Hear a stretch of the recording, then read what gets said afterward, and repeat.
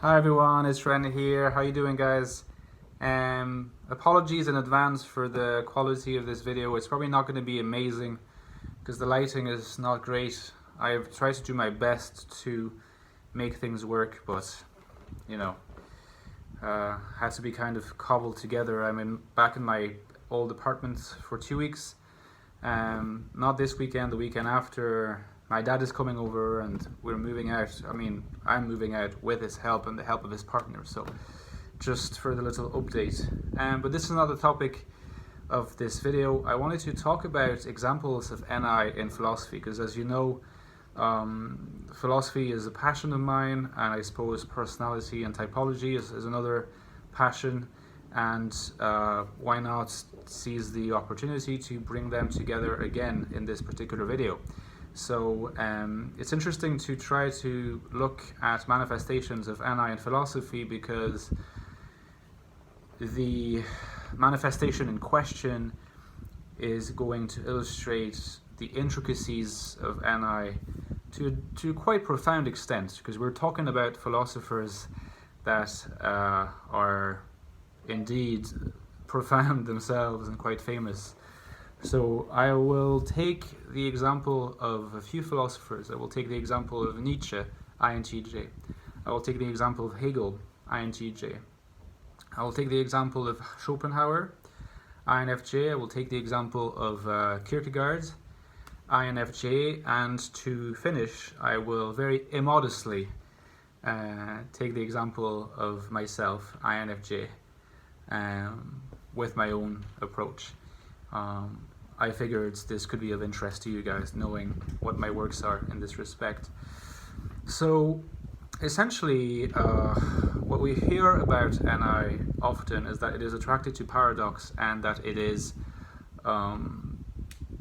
unconsciously recognizing and unifying patterns of information. And the way in which this manifests in the philosophy of these particular thinkers is that it translates itself into insights that do not seem to have a particular empirical foundation, and it doesn't seem like they have arrived at this insight through the careful building, like research, adding up information, collecting data, and trying to make sense of this data, and little by little, inch by inch, arriving at this overall conclusion, this picture of the world.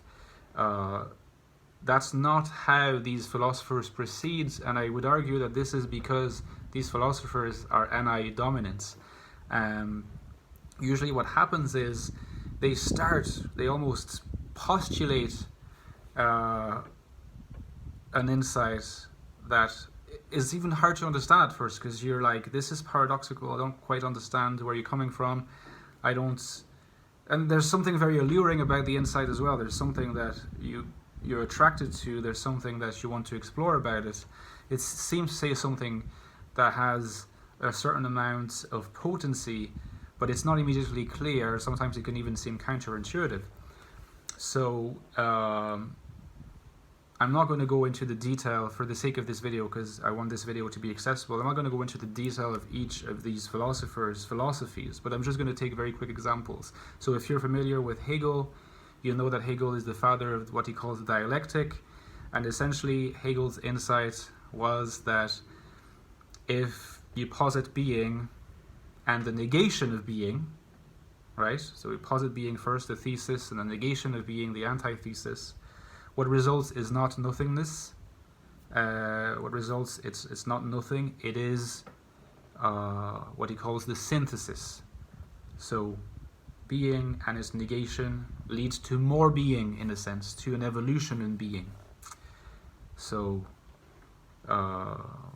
that's quite a strange insight, but for those who are familiar with Marxism, Marx was very influenced by Hegel, and he derived his materialistic dialectic from Hegel's by arguing that history goes through stages where a particular society organized around a particular mode of production ends up being negated, superseded by another society, leading to a synthesis, and then that synthesis is in turn negated, leading to a further synthesis.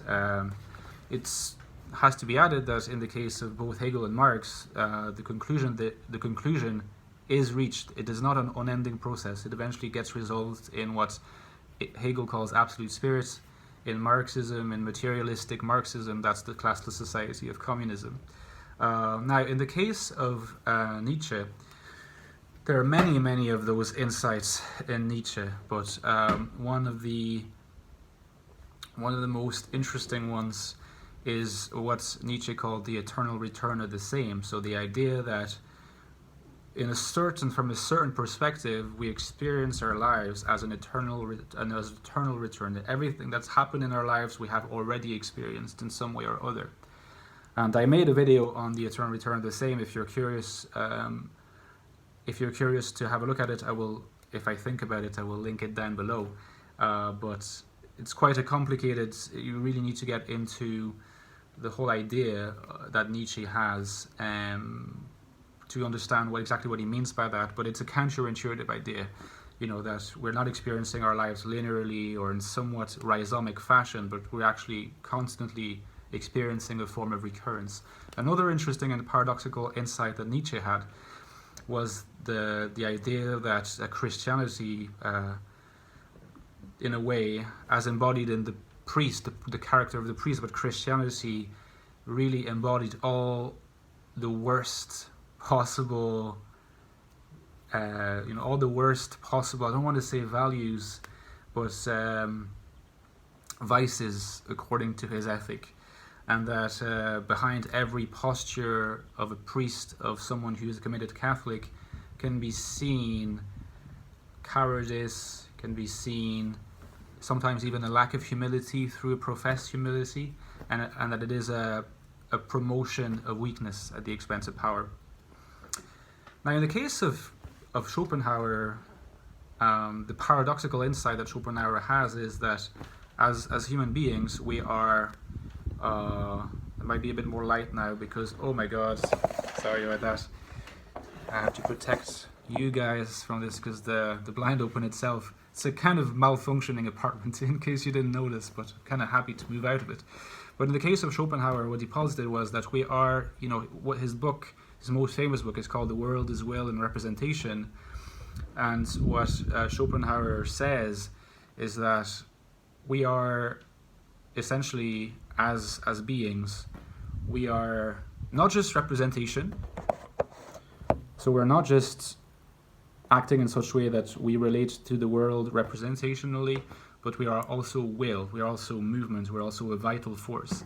And that it is not, the question is not about trying to identify whether we are one or the other, whether we are creatures of representational rationality or pure will, but that it's not even a dualistic.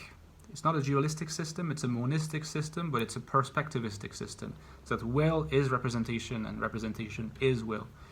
And that led Schopenhauer to the very paradoxical idea that the best way to attain happiness, because will for Schopenhauer is something that is not really, it's not rational, but it's within our rationality. So it's a predecessor to the concept of the unconscious in Freud.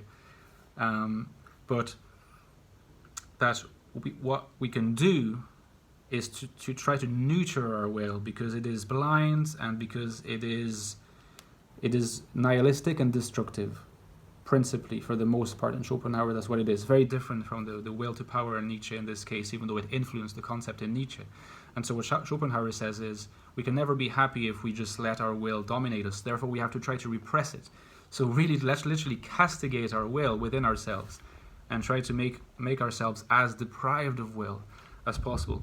It was very influenced by Buddhist systems and Eastern, beliefs and philosophies in this position. But there is a paradox here, weakening our will, leading us to happiness. A lot of people would consider that anathema to their common sense.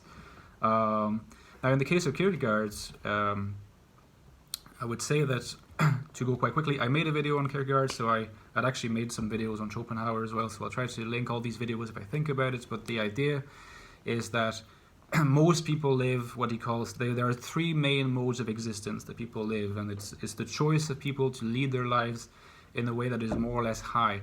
He says most people live a life that he calls aesthetic, so it's mostly about the satisfaction of their desires and of the assuaging of their fears, but mostly the immediate satisfaction of their desires most of the time, every day, without a particular vision and without a particular framework of how they want to approach life. Now, the second stage, or the second mode of existence, so supposed to be a higher mode of existence that some more exceptional individuals manage to reach, is to live according to a particular framework, a particular ideal, a particular system that you embody, and you're willing to make sacrifices for it, sacrifices to your desires, sacrifices to your immediate needs or perceived needs. So, for example, if you have a vision of being a particular kind of ethical person, and your ethical framework is such that you cannot take a position that is an ambitious professional position, but you will not take it because it goes against your principles. If you're able to make that decision, even though it will hurt your career, and everyone around you will tell you it's a terrible mistake, well, for Kierkegaard, that is the ethical mode. It's a higher mode of existence. But the paradoxical thing about this position is that for Kierkegaard there's yet a higher mode, which he calls the religious mode, and it's kind of strange to think that the religious mode would be a higher mode than the ethical mode in the first place. He said essentially, when you are at the ethical stage, you're still following a framework that is in a way arbitrarily imposed on you, and you're following it as if it were posited as the universal framework to embrace. But to get to the religious mode is to embrace the impossibility of being certain of any kind of system, because any kind of system that you think is a priori and absolute is impossible to identify. It's rationally impossible to say this particular ethical set of principles is the universal set of principles that's related to problematics in meta-ethics, etc. But he says the highest being is the one that just leads a life of faith in God, faith in the voice of God in terms of what he should do in life, suspension of the theological, and in a way an acceptance of the absurdity of this situation. And he uses the example of Isaac and Abraham. God commands Abraham to kill Isaac, and Abraham loves Isaac, but he's about to kill him, and then that situation is saved. But for Kierkegaard, Abraham is the embodiment of the religious mode of existence. So again, a very paradoxical idea. And now to finish with myself, well, as some people might know if they watch my videos, I try to develop the concept of what I call open monism, and that in itself, many people have already pointed out, is a paradoxical idea. The idea that that being is open. So being, in a way, is both being and becoming. That is, you take anything that is, it is always open to the possibility of being something else whilst remaining itself. So preserving its identity over time through changes from a metaphysical point of view. So no substantial thinking, but open thinking. What is synonymous with what becomes. And that is quite a difficult thesis to maintain, because usually in philosophy you have if maybe not always an opposition, but the contrast between being and becoming. Either you have philosophers who subscribe to the world of becoming, they're called process philosophers. You have philosophers who subscribe to the world of being, they're called essential philosophers, or most philosophers. But essence, there's no such thing as essence in open monism. There's open essence or open grounds. So both the essence in itself and the possibility of being what it is not yet. So that's kind of a very broad sort of look at all these different NI insights, how NI is manifested in these philosophies. I just wanted to give you guys a quick look at it. Let me know down below in the comments if that made any sense to you, if you can recognize some patterns of NIUs in these philosophers, if that resonates with you in any way, shape, or form. All right, see you soon, guys. Take it easy. Ciao.